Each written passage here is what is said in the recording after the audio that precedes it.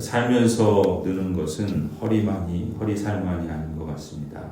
진짜 느는 것은 어쩌면 마음의 굳은 살도 늘어가는 것 같습니다. 고단한 세상살이가 만드는 마음의 굳은 살은 다이어트로 뺄 수 있는 것도 아니죠. 그것은 삶이 힘겨울수록 퇴적물처럼 한 겹, 두 겹 쌓여서 마치 이력서처럼 마음 아픈 기억과 쓰라린 체험들이 고스란히 남게 됩니다. 이렇게 마음의 굳은 살이 많아질수록 사람은 무감각해지고 무덤덤해지기 마련이죠. 그래서 아무리 힘들고 슬픈 일을 겪어도 눈물 한 방울 떨구지 않게 될 만큼 독해지기도 합니다. 혹은 이래도 그만 저래도 그만 이런 식으로 세상을 향해서 씁쓸한 미소를 짓고 체념하고 비관하기 일수인 그런 사람으로 전락할 수도 있습니다. 마치 간경화가 간암으로 진행하는 것처럼 이 마음의 굳은 살은 마음의 암이 되고 마는 것이죠. 오늘 이 누가복음을 읽으면서 이 율법학자들, 이 종교 지도자들인 이 대제사장들, 그들의 마음을 보면 마치 마음의 암 진단을 하는 것과 같습니다. 19절에 예수님께 책망하는 말씀을 듣고 이들은 바로잡고 회개하며 순종하려는 마음을 갖기보다는 오히려 예수님을 즉시 잡아서 죽이려는 그런 마음을 더욱 강하게 먹지요. 20절에는 그래서 책 잡을 일이 없나 호시탐탐 엿보고 사람을 시켜서 사찰을 하고 사람들에게 스스로 의인인지 하면서 예수님 말에서 책 잡을 것만 생각하고 그런 목적에서 온통 그 마음에는 그러한 생각으로 가득합니다. 마음에도 없는 칭찬을 하거나 또 23절을 보면 이런저런 간계를 부리는 걸 보면은 이들의 마음이 얼마나 삐뚤어지고 굳어지고 그야말로 어지간히 단단해진 것이 아닌가. 그야말로 그들의 마음은 암에 걸려버린 것이죠. 왜 이렇게까지 됐을까? 종교 지도자들이, 정치 지도자들이 왜 이 모양이 되었을까? 이렇게 해서 도대체 뭘 얻겠다고, 뭘 지키겠다고 하는 걸까? 서기관들과 대제사장들, 이 율법학자들은 그야말로 그들의 신앙, 그들의 종교, 그들의 권력, 그들의 부라는 이런 명분으로 지금 뭘 하는 걸까? 무슨 목적인가? 오늘 본문에서 누가복음은 이 바리새인들과 이 사두개인들, 이 유대교의 대표적인 종교 지도자들, 정치 지도자들이 보다 직접적으로 이제 예수님을 올무에 걸고 넘어져서 해치고 죽이려는 그런 의도로 예수님께 다가가는 것을 증언하고 있습니다. 21절에 보면 마음에도 없는 과분한 칭찬을 길게 늘어놓는 것도 결국은 예수님을 책잡기 위한 그런 선제 작업을 하고 미끼를 던지는 셈이죠. 그리고 22절에 마치 사나운 짐승이 먹잇감을 잡아채서 목을 비틀려고 숨어 있는 것처럼 길목에 깊은 함정을 파놓듯이 지금 그런 형태죠. 짐승이 아니라 사람을 잡으려고, 그것도 예수님을 잡으려고 깊은 함정을 만듭니다.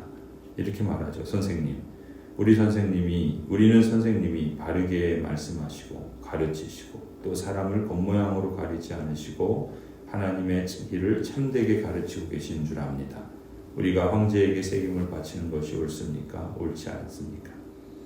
사실 이 지도자들의 질문은 어떤 답을 해도 어떤 선택을 해도 결국 문제가 생길 수밖에 없는, 책 잡힐 수밖에 없는 참 똑똑한 질문입니다. 이들은 똑똑한 머리를 가지고 어떻게 하면 자신들의 악을 숨기고 자신들의 기득권을 지키며 그리고 자신의 적이라고 생각하는 사람들을 잡아 죽일까를 그렇게 활용합니다. 이 질문, 우리가 황제에게 세금을 바치는 것이 옳습니까? 옳지 않습니까? 그것은 그야말로 양쪽이 다 막혀있는 질문이라 할 수 있습니다. 로마 황제 시저에게 세를 바치라, 그렇게 만약에 대답한다면 그들을 식민 지배하고 있는 황제에게 부역하는 것이니 그야말로 동족인 유대인에게 반역자가 되는 것이고 역적이 되는 셈이겠죠. 또 반대로 세금을 바치지 말라라고 말한다면 그야말로 사람들을 선동하고 또 로마의 역적이 되는 반역 분자가 되는 것이겠죠. 예수님은 이들의 악한 그 관계를 아셨습니다. 그리고는 데나리온을 하나 가져오라 말씀하시죠. 그러자 그들은 이내 데나리온을 가져오고 또 그것을 가리키면서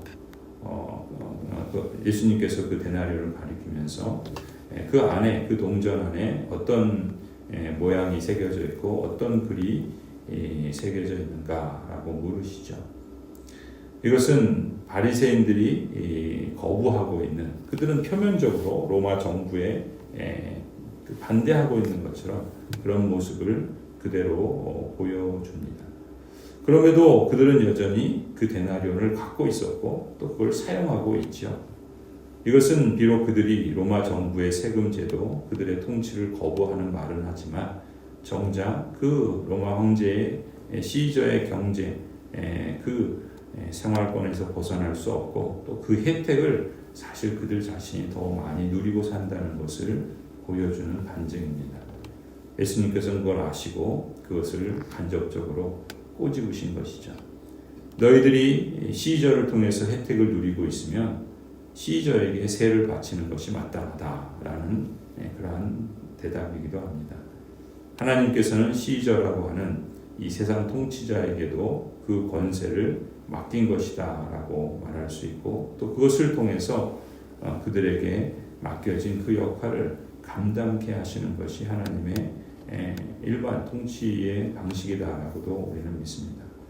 덧붙여서 예수님께서는 이 종교 지도자들 또 정치 지도자들이 반대로 하나님의 은혜를 누리고 있다고 한다면, 하나님의 혜택을 받아 살고 있다고 한다면 그러면 하나님께 바치는 것도 또한 당연하다라고 대답을 하신 것이죠.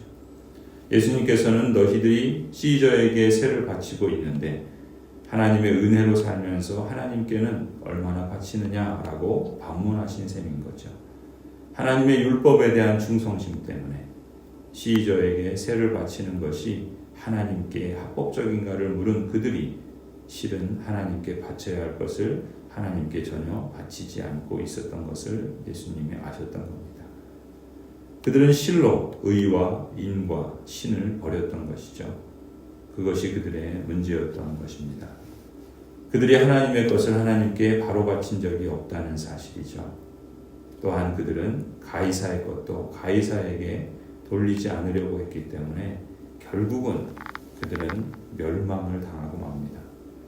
예수님의 이 말씀은 주후 70년 그들이 떠받드는 예루살렘 성전, 그들의 지위, 그들의 권력, 그들의 기득권은 다 파괴되고 성전세 반세겔까지 로마 정부의 강요로 로마에 있는 주피터 카피돌리누스에게 바치게 되는 그러한 신세로 더욱더 멸망하게 되죠. 오늘 이 본문은 우리에게 우리의 마음이 이 율법학자들 또 이 정치 지도자들 이러한 대제사장들 사두개인들 그들의 마음처럼 우리도 굳어져 있지는 않는지 자주자주 살펴야 할 것을 우리에게 말씀합니다.